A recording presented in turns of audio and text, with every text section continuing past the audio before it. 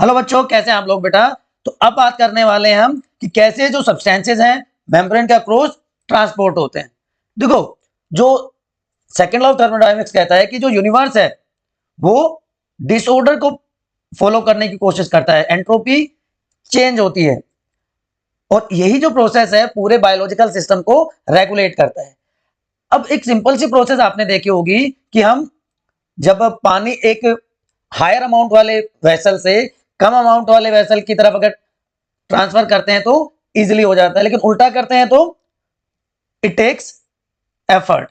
तो उसी प्रोसेस को बच्चे क्या कहा जाता है, डिफ्यूजन, कि movement of substances from higher to lower concentration.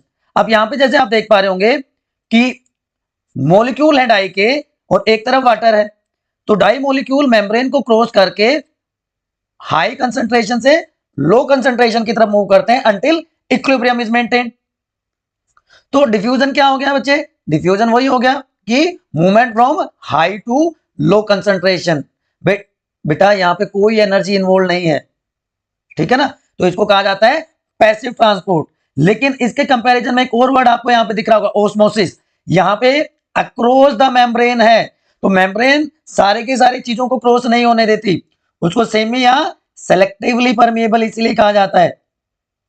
तो इसका मतलब वहां पे एक चौकीदार बिठाना पड़ेगा कि जिसके पास वो रिक्वायर्ड चीजें होंगी उसको अंदर आने देगा, नहीं होंगी तो उसको रोक देगा। तो इसके लिए हमें एनर्जी की जरूरत पड़ेगी, डिफरेंसेस बाद में बात करेंगे।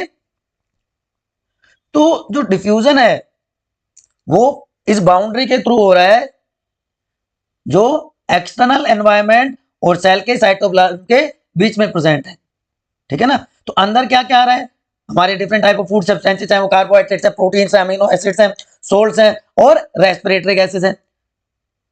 रेस्पिरेटरी गैसेस में ऑक्सीजन की एंट्री होगी, लेकिन बाहर क्या जाएगा, जो नाइट्रोजनस वेस्ट है, कार्बन डाइऑक्साइड रेस्पिरेटरी गैस है और दूसरे एलिमिनेशन के लायक जो सब्सटेंसेस हैं वो। तो सेल को इन मटेरियल्स की जरूरत पड़ती है जिससे वो सारी बायोलॉजिकल प्रोसेसेस को रेगुलेट कर सके, ठीक है ना। तो इसके लिए कई बार कुछ सेलेक्टिव सब्सटेंसेस की एंट्री या एग्जिट की जाती है, या कुछ ऐसे फीचर्स की हेल्प से वो मूवमेंट होता है जिनको हम क्या कहते हैं, चैनल्स कहते हैं। तो मेम्ब्रेन इसलिए अब क्या बन गई, सेमी परमेबल, जहां पे क्या प्रेजेंट है, चौकीदार जो मैं बता रहा था, प्रोटीन चैनल्स हैं जो स्पेसिफिक मटेरियल को तो आने देंगे, बाकी को रोक देंगे। तो सेल के अंदर क्या क्या थे, अमोनिया है, सोल्ट है और बाहर की तरफ क्या है, शुगर है, ठीक। तो ये in and out depending upon the concentration. तो जब ये किसी हेल्प से हो ये काम, जब सब्सटेंसेस का मूवमेंट हाई से लो कंसंट्रेशन पे तो हो, लेकिन वो किसी की हेल्प से, फैसिलिटेट का मतलब हेल्प करने वाला हो, तो उसको हम क्या कहते हैं बच्चों, फैसिलिटेटेड डिफ्यूजन। तो वो हेल्पर कौन है, वो प्रोटीन चैनल्स हैं, ठीक है। बट यहां पे भी एनर्जी की जरूरत नहीं पड़ेगी, क्योंकि जो चैनल्स हैं जैसे ही ओपन हो जाएंगे ट्रांसपोर्ट प्रोसेस फास्ट हो जाएगी, ठीक। देखिए यहां पर मेम्ब्रेन की वजह से यहां पे नहीं आ पा रहे इधर से इधर, लेकिन क्योंकि स्पेसिफिक चैनल्स हैं, प्रोटीन चैनल्स हैं, उनकी हेल्प से ये ट्रांसपोर्ट इजी हो जाता है, फास्ट हो जाता है। अब ऐसा जरूरी तो नहीं है हमेशा कि भाई हायर से लोअर कंसंट्रेशन की तरफ ही जाए। कुछ केसेस में अगेंस्ट भी हमें काम करना पड़ता है कि नहीं भाई मैं तो अंदर आ गया, यहाँ पे मेरे हिसाब के लोग कम है तो मुझे तो वापस जाना है, तो मुझे अगेंस्ट काम करना पड़ेगा। अगेंस्ट किसके, कंसंट्रेशन ग्रेडियंट के। तो इसलिए यहां पे मुझे एनर्जी लगानी पड़ेगी। एनर्जी किस फॉर्म में होती है सेल के पास, एटीपी की फॉर्म में। तो जो शेप है, जो ट्रांसपोर्ट सोल्यूट की है, वो चेंज हो जाती है from on both side of the membrane. अब सब्सटेंसेस लो से हाई की तरफ जाएंगे, लेकिन एनर्जी की जरूरत पड़ रही है। ऐसी प्रोसेस को क्या कहते हैं बच्चों, ओस्मोसिस या एक्टिव ट्रांसपोर्ट। तो बहुत सारे मॉडल्स, बहुत सारे मैकेनिज्म्स दिए गए। तीन चीजें आपको याद रखनी है, यूनिपोर्ट, यूनि का मतलब सिंगल, तो वन वे ट्रैफिक होता है ना, आप रोड पे देखते हैं कि भाई ये तो वन वे है, तो यूनिपोर्ट हो गया कि ऐसे प्रोटीन सिर्फ एक मॉलिक्यूल के मूवमेंट के लिए रेस्पॉन्सिबल है। ये एनसीईआरटी का डायग्राम आप देख रहे हो।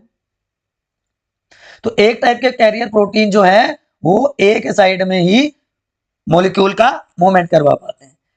दूसरा है सिम्पोर्ट, दो तरफ, अंदर भी बाहर भी, नहीं सॉरी, सिम्पोर्ट में क्या हो जाएगा, एक ही डायरेक्शन में लेकिन मल्टीपल मॉलिक्यूल्स की डायरेक्शन हो जाएगी। एंटी में अगेंस्ट होता है, एंटी में अगेंस्ट हो जाएगा, अपोजिट डायरेक्शन में सब्सटेंसेस मूव करेंगे, एक अंदर आ रहा है तो दूसरा बाहर जाएगा। तो तीन तरह से ये ट्रांसपोर्ट हो सकता है। अब क्या है, तो पैसिव ट्रांसपोर्ट हमने अभी तक देखा क्या हुआ कि सिंपल डिफ्यूजन के थ्रू हाई से लो कंसंट्रेशन की तरफ, कोई भी आए कोई भी जाए, कंसंट्रेशन पे डिपेंड करेगा। तो जो हाइड्रोफोबिक मॉलिक्यूल्स हैं, जो नॉन पोलर मॉलिक्यूल्स हैं, उनका मूवमेंट हो गया। लेकिन जब स्पेशल प्रोटीन चैनल की हेल्प से ये होगा तो उसको हम क्या कह देंगे, फैसिलिटेटेड होगा। ये भी हाई से लो कंसंट्रेशन की तरफ, यहां पे भी एनर्जी की जरूरत नहीं पड़ेगी, एनर्जी की जरूरत पड़ेगी यहां पर, एटीपी की जरूरत पड़ेगी यहां पे। जब हम अगेंस्ट कंसंट्रेशन ग्रेडियंट बच्चों बात करेंगे तो उसको हम क्या कह देते हैं, active transport. Protein pump use होंगे, देखिए फर्क है, यहाँ पे चैनल है, यहाँ पे पंप, और यहाँ पे एटीपी की जरूरत पड़ती है। अब इसमें एक्टिव ट्रांसपोर्ट में यूनिपोर्ट, सिम्पोर्ट और एंटीपोर्ट की हमने बात करी कि एक मॉलिक्यूल जाएगा सिर्फ अंदर तो यूनिपोर्ट, दो मॉलिक्यूल जाएंगे तो सिम्पोर्ट, और एंट्री और एग्जिट दोनों होंगे तो क्या आ जाएगा, एंटीपोर्ट। चलिए, अब ये तो छोटे छोटे मॉलिक्यूल्स की बात होगी बच्चों। अब बड़े मॉलिक्यूल्स का क्या, उनकी भी तो जरूरत पड़ सकती है सेल को, उनकी भी तो एग्जिट होना जरूरी है। तो उसके लिए प्रोसेस होती है एंडोसाइटोसिस एंड एक्सो। एंडो का मतलब इन, एक्सो का मतलब आउट। ठीक, चलिए, तो एंट्री हो रही है तो सेल, अब सेल की जो मेम्ब्रेन है वो अपने आप को मॉडिफाई कर लेती है ना, और वो लाइसोसोम के साथ फ्यूज करके डाइजेशन में हेल्प करेगी। फैगोसाइटोसिस को बच्चों कहते हैं सेल इनगल्फिंग, सेल को खाने वाला प्रोसेस। अब अगर ये लिक्विड है तो उसको पिनोसाइटोसिस कह देंगे, और सॉलिड है तो फैगोसाइटोसिस कहलाएगा। अब लिक्विड ले रहे हैं तो इसको सेल ड्रिंकिंग कहते हैं, और ये सॉलिड है तो सेल वोमिटिंग भी कह देंगे इसको, याद रह जाएगा। तो ये नॉन स्पेसिफिक है। अब स्पेशल मोलिकुलर सिग्नल की हेल्प से अगर एंडोसाइटोसिस होता है, लार्ज मॉलिक्यूल की एंट्री होती है, तो उसको कह देते हैं रिसेप्टर मेडिएटेड एंडोसाइटोसिस। तो दोनों का फर्क समझ में आया, एंडो में अंदर, एक्सो में बाहर। ठीक, याद रह जाएगा। अब एंडो में दो केस बता दिए मैंने आपको, अगर लिक्विड है तो पिनोसाइटोसिस, और सॉलिड है तो phagocytosis. Cell eating and cell drinking, cell vomiting and cell drinking. अब जो पानी है, जल है तो कल है, सबसे इंपॉर्टेंट है। तो पानी का केस क्या होगा, उसका मूवमेंट कैसे होगा, अक्रॉस द मेम्ब्रेन। उसके लिए ये प्रोसेस होती है जो भी एक्टिव ट्रांसपोर्ट का ही पार्ट है। डिफ्यूजन का स्पेशल केस, तो diffusion of water is known as osmosis. तो diffusion of water occurs from high to low concentration but across a semi permeable membrane या सेलेक्टिवली परमेएबल मेम्ब्रेन, याद रहेगा। अब आपको यहां पे दो वर्ड दिख रहे होंगे, हाइपोटोनिक एंड हाइपरटोनिक। क्या होते हैं ये सॉल्यूशंस, क्योंकि जो डायरेक्शन होगी ऑस्मोसिस की वो इन्हीं दो वर्ड्स पे डिपेंड करेगी। हाइपो, हाइपो का मतलब क्या होता है, हाई, कहते हैं ना, सॉरी हाइपर का मतलब हाई, हाइपर क्यों हो रहा है भाई, हाई ब्लड प्रेशर। हाइपरटोनिक का मतलब ज्यादा, और हाइपो का मतलब लो। कौन ज्यादा कौन लो, अगर सोलवेंट कम है और सोल्यूट हाई है, जो चीज हम मिला रहे हैं वो ज्यादा है और सोलवेंट कम है, वाटर यूनिवर्सल सोलवेंट है, वाटर कम है, तो ऐसा सॉल्यूशन क्या कहलाएगा, हाइपरटोनिक। मतलब ये वर्ड किसके ऊपर बेस्ड है, सोल्यूट की कंसंट्रेशन के ऊपर। और हाइपोटोनिक में उल्टा हो जाएगा, जो हम मिला रहे हैं सोल्यूट वो कम है, हमारा वाटर ज्यादा है, सोलवेंट ज्यादा है। और अगर दोनों 50-50 है, इक्वल कंसंट्रेशन है दोनों की, तो क्या हो जाएगा, आइसोटोनिक सॉल्यूशन। बच्चे तीनों को देख लो, हाइपोटोनिक सॉल्यूशन में अगर सेल को रखा जाएगा तो क्या होगा, उसका साइज बढ़ जाएगा।